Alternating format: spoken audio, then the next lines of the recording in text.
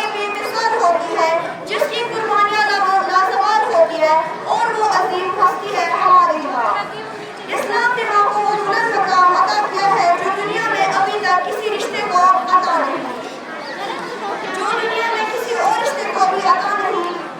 ماں اللہ تعالیٰ کی جو عظیم رحمت ہے، وہ اپنی اولاد کی ہر تکلیف برداشت کر لیتی ہے۔ خود تو بھوکا رہتی ہے لیکن اپنی اولاد کو کبھی بھوکا نہیں رہنے دیتی۔